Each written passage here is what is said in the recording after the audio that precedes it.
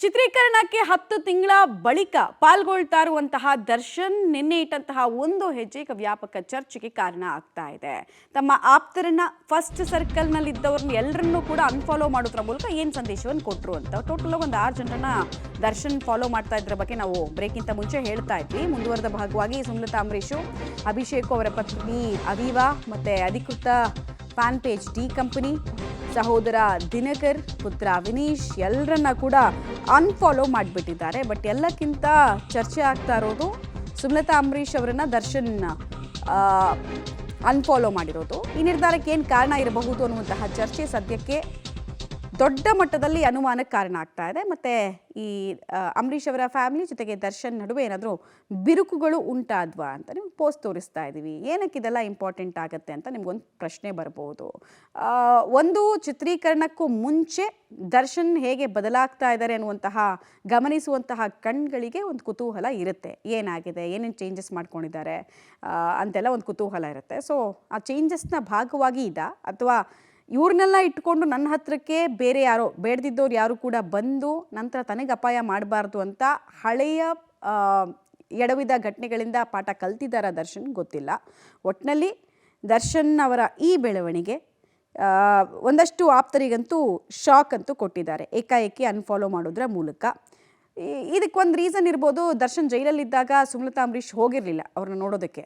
ರಾಜಕೀಯವಾಗಿ ಅಷ್ಟೊಂದು ಸಪೋರ್ಟ್ ಮಾಡಿದ್ರು ಕೂಡ ಬಂದಿರಲಿಲ್ಲ ಅನ್ನುವಂತಹ ನೋವನ್ನು ಈ ಮಟ್ಟಿಗೆ ಹೊರ ಹಾಕಿದ್ರ ಅನ್ನೋದು ಪ್ರಶ್ನೆ ಆಗ್ತಾ ಇದೆ. ಮತ್ತು ಮಗನ್ನ ಅನ್ಫಾಲೋ ಮಾಡಿದಂತಹ ವಿಚಾರದಲ್ಲಿ ಮಗನ್ನೂ ದರ್ಶನ್ ರೇಂಜ್ಗೆ ಕೆಲವರೆಲ್ಲ ನೋಡೋದಕ್ಕೆ ಸ್ಟಾರ್ಟ್ ಮಾಡಿಬಿಟ್ಟಿದ್ದಾರೆ. ಆಮೇಲೆ ಅದು ಆತನ ಬೆಳವಣಿಗೆ ಬಗ್ಗೆ ಕೂಡ ಅದು ಯಾವಾಗಲೂ ಕೂಡ ಅದು ವಿಲನಿಶೆ ಅಲ್ವಾ. ಸೊ ಆತನಿಗೆ ಸಿಗ್ತಾ ಇರುವಂತಹ ಲೈಮ್ಲೈಟು ಅದು ದುರುಪಯೋಗ ಆಗ್ಬಿಡುತ್ತೆ ಅನ್ನುವಂತಹ ಆತಂಕ ಪೋಷಕರಿಗೆ ಇದ್ದೇ ಇರುತ್ತೆ. ಸೊ ಆ ನಿಟ್ಟಿನಲ್ಲಿ ಮಾಡಿರ್ಬೋದಾ, ಈ ಥರದ ಅನೇಕ ಪ್ರಶ್ನೆಗಳಿದೆ. ಆಮೇಲೆ ಅವ್ರು ಮುಂಚೆಯಿಂದ ಅವ್ರ ಪತ್ನಿಯನ್ನು ಫಾಲೋ ಮಾಡ್ತಿರಲಿಲ್ಲ. ಒಂದು ಸ್ವಲ್ಪ ದಿನಗಳ ಕಾಲ ಫಾಲೋ ಮಾಡ್ತಾಯಿದ್ರು, ಆಮೇಲೆ ಫಾಲೋ ಮಾಡ್ತಿರಲಿಲ್ಲ. ವಿಜಯಲಕ್ಷ್ಮಿ ದರ್ಶನ್ ಅವರು ಕೂಡ ಏನು ದರ್ಶನ್ರವರ ಅಕೌಂಟನ್ನು ಫಾಲೋ ಮಾಡ್ತಾಯಿಲ್ಲ. ಹಾಗಂದ ಮಾತ್ರಕ್ಕೆ ಎಲ್ಲವೂ ಸರಿ ಇಲ್ವಾ ಅಂತ ಕೇಳಿದ್ರೆ ಎಲ್ಲವೂ ಸರಿ ಇದೆ. ಬಟ್ ಕೆಲವೊಂದಷ್ಟು ಸಂದೇಶಗಳನ್ನು ಕೊಡೋದು ಅಗತ್ಯವಾಗಿತ್ತು ಅಂತ ದರ್ಶನ್ಗೆ ಅನಿಸಿದೆ. ಹೀಗಾಗಿ ಈ ಹೆಜ್ಜೆಯನ್ನು ಇಟ್ಟಿರ್ಬೋದು. ಮತ್ತು ಇಷ್ಟು ಸಹ ಜಾಸ್ತಿ ಎಲ್ಲಿ ದರ್ಶನ್ನು ಆ್ಯಕ್ಟಿವ್ ಆಗಿರ್ತಾ ಇದ್ರು ಅಂತ ಹೇಳಿದ್ರೆ, ಒಂದು ಫೇಸ್ಬುಕ್ಕಲ್ಲಿ, ಇನ್ನೊಂದು ಟ್ವಿಟರ್ನಲ್ಲಿ. ಬಟ್ ಇತ್ತೀಚೆಗೆ ಈ ಒಂದು 10 ತಿಂಗಳಲ್ಲಿ ಜಾಸ್ತಿ ಆ್ಯಕ್ಟಿವ್ ಎಲ್ಲಿರೋದು ಅಂತ ಕೇಳಿದ್ರೆ ಇನ್ಸ್ಟಾಗ್ರಾಮ್ನಲ್ಲಿ. ಆಮೇಲೆ ಅಂಬರೀಶ್ ಫ್ಯಾಮಿಲಿ ಮತ್ತು ದರ್ಶನ್ ನಡುವೆ ಬಿರುಕು ಉಂಟಾಗಿದೆ ಅನ್ನುವಂತಹ ಪ್ರಶ್ನೆಗಳಿಗೆ ಪುಷ್ಟಿ ಕೊಡ್ತಾ ಇದೆ ಸುಮಲತಾ ಅಂಬರೀಶ್ ಅವರ ಒಂದು ಪೋಸ್ಟ್. ಏನದು ಪೋಸ್ಟು, ಡೀಟೇಲ್ಸನ್ನು ನೋಡ್ತಾ ಹೋಗೋಣ ನಾವು.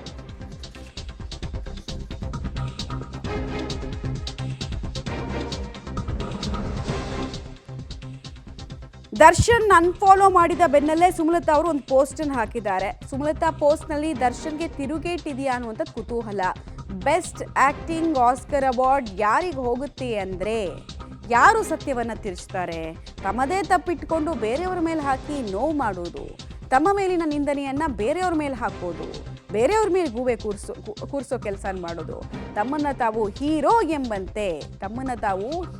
ಎಂಬಂತೆ ಬಿಂಬಿಸಿಕೊಳ್ಳೋದು ಅಂತೆಲ್ಲ ಪೋಸ್ಟನ್ನು ಹಾಕಿದ್ದಾರೆ. ಇದು ದರ್ಶನ್ಗೆ ಹಾಕಿದ್ದಿರಬಹುದಾ? ತಿರುಗೇಟು ಕೊಡೋ ಭಾಗವಾಗಿ ದರ್ಶನ್ ಅವ್ರನ್ನ ಮೈಂಡಲ್ಲಿ ಇಟ್ಕೊಂಡೇ ಪೋಸ್ಟನ್ನು ಹಾಕಿದ್ರಾ ಅನ್ನೋದು ಪ್ರಶ್ನೆ. ಯಾಕಂದರೆ ಈ ಥರದ ಪೋಸ್ಟ್ಗಳೆಲ್ಲ ಸುಮಲತಾ ಅವ್ರನ್ನ ಯಾರು ಫಾಲೋ ಮಾಡ್ತಿರಲ್ಲ ಅವ್ರು ನೋಡಿರ್ಲಿಕ್ಕೆ ಸಾಧ್ಯನೇ ಇಲ್ಲ. ಯೂಶ್ವಲಿ ಯಾವುದೋ ಆಧ್ಯಾತ್ಮ ಕುರಿತಂತೆ ಹಾಕಿರ್ತಾರೆ, ಅಥವಾ ಫ್ಯಾಮ್ಲಿಗೆ ಕುರಿತಂತೆ ಏನೋ ಹಾಕಿರ್ತಾರೆ. ಬಟ್ ಈ ಪೋಸ್ಟು ಬಹು ಚರ್ಚಿತವಾಗ್ತಾ ಇದೆ. ಸೊ ಅತ್ಯಾಪ್ತತೆ, ಇವ್ರನ್ನ ಮದರ್ ಇಂಡಿಯಾ ಅಂತ ಅವ್ರು ಕರಿತಾ ಇದ್ದಿದ್ದು, ಇವರು ಎಲ್ಲೂ ಹೋದರೂ ಕೂಡ ನನ್ನ ಮಗ ದರ್ಶನ್ನು ಅಂತೆಲ್ಲ ಹೇಳ್ತಾ ಇದ್ದಿದ್ದು, ಅದೆಲ್ಲದಕ್ಕೂ ಕೂಡ ಫುಲ್ ಸ್ಟಾಪ್ ಇಡುವಂತಹ ಗಳಿಗೆ ಬಂದುಬಿಟ್ಟಿದೆಯಾ? ಸಂಬಂಧ ಹಳಸಿದೆಯಾ? ಪ್ರಶ್ನೆಗಳು ಮೂಡ್ತಾ ಇದೆ. ಕಾರಣ ಇಬ್ಬರ ಅಕೌಂಟ್ನಿಂದ ಪರಸ್ಪರ ಆಗ್ತಾ ಇರುವಂತಹ ಒಂದೊಂದು ಬೆಳವಣಿಗೆ. ಮತ್ತು ನಾನು ಲಾಸ್ಟ್ 7:30 ಟೈಮ್ನಲ್ಲೂ ಕೂಡ ಹೇಳ್ತಾ ಇದ್ದೆ, ಈಗ ಸೆಲೆಬ್ರಿಟಿಗಳೆಲ್ಲ ಹೆಂಗೆ ಮಾಡ್ಕೊಂಡಿದ್ದಾರೆ ಅಂದರೆ, ಅವ್ರು ಯಾರ ಜೊತೆನಾದರೂ ಅವ್ರಿಗೆ ಆಗಲ್ಲ ಅಂತಂದರೆ, ಅಥವಾ ಯಾರ ಜೊತೆನಾದರೂ ಅವರು ಮುನಿಸ್ಕೊಂಡಿದ್ದಾರೆ ಅಂದರೆ ಅದನ್ನು ತೋರಿಸೋದಕ್ಕೆ ಅತಿ ದೊಡ್ಡ ವೇದಿಕೆ ಯಾವುದು ಅಂತ ಕೇಳಿದ್ರೆ ಇನ್ಸ್ಟಾಗ್ರಾಮ್. ಈ ಸೆಲೆಬ್ರಿಟಿ ಕಪಲ್ಸು ಅಷ್ಟೇ, ಅವ್ರು ಡಿವೋರ್ಸ್ ತಗೊಳ್ತಾ ಇದೀವಿ ಅಂತ ಘೋಷಿಸಲ್ಲ, ಜಸ್ಟ್ ಅನ್ಫಾಲೋ ಮಾಡಿಬಿಡ್ತಾರೆ. ಆಮೇಲೆ ಒಬ್ರಿಗೊಬ್ರು ಕ್ರಿಪ್ಟಿಕ್ ಪೋಸ್ಟ್ಗಳನ್ನು ಹಾಕ್ತಾರೆ, ಅಂದರೆ ಒಂದು ಮಾರ್ಮಿಕ ಪೋಸ್ಟ್ಗಳನ್ನು ಹಾಕ್ತಾರೆ. ಆ ಮೂಲಕ ಎಲ್ಲ ಅರ್ಥ ಮಾಡ್ಕೊಳ್ಬೋದು. ಈಗ ಇವ್ರುಗಳು ಕೂಡ ಸ್ಯಾಂಡಲ್ವುಡ್ನಲ್ಲೂ ಕೂಡ ಅಂಥದ್ದೇ ಹೆಜ್ಜೆಯನ್ನು ಇಡ್ತಾ ಇದ್ದಾರಾ ಗೊತ್ತಿಲ್ಲ. ಬಹಿರಂಗವಾಗಿ ಎಲ್ಲವನ್ನ ಹೇಳೋಕ್ಕಾಗಲ್ಲ ಅನ್ನೋ ಕಾರಣಕ್ಕೆ ಈ ಥರದ್ದೆಲ್ಲ ಪೋಸ್ಟ್ಗಳನ್ನು ಹಾಕ್ತಾ ಇದ್ದಾರೆ. ಕುತೂಹಲ ಅಂತೂ ಸದ್ಯಕ್ಕೆ ಮನೆ ಮಾಡ್ತಾ ಇದೆ. ಪ್ರಾಬಬ್ಲಿ ನಾನು ಆಗ ಹೇಳಿದಾಗೆ ಸುಮಲತಾ ಅವರು ಜೈಲಿನ ಟೈಮ್ನಲ್ಲಿ ಅವ್ರು ಜೈಲಲ್ಲಿದ್ದಾಗ ಹೋಗಿರಲಿಲ್ಲ. ಇದು ಸಣ್ಣ ಮನಸ್ತಾಪ ದೊಡ್ಡದಾಗಿ ಗುಡ್ಡಾಗಿ ಕಾರಣ ಆಯ್ತಾ ಅನ್ನೋದು ಗೊತ್ತಿಲ್ಲ. ಜಟಾಪಟಿಗೆ ಕಾರಣ ಆಗ್ತಾ ಇದೆ ಈ ವಿಚಾರಗಳು. ಸುಮಲತಾ ಅಂಬರೀಶ್ ಸೇರಿ 6 ಜನರನ್ನ ದರ್ಶನ್ ಅನ್ಫಾಲೋ ಮಾಡಿದ್ದಾರೆ.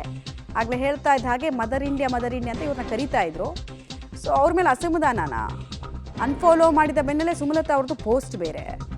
ಇಬ್ಬರಿಗಿಬ್ರು ವಾಗ್ಯುದ್ಧಗಳನ್ನ ಶುರು ಮಾಡ್ಕೊಂಡಿದ್ದಾರೆ. ಕೋಲ್ಡ್ ವಾರ್ ಇನ್ಸ್ಟಾಗ್ರಾಮ್ನಲ್ಲಿ ನಡೀತಾ ಇದೆಯಾ ಇಬ್ಬರ ನಡುವೆ.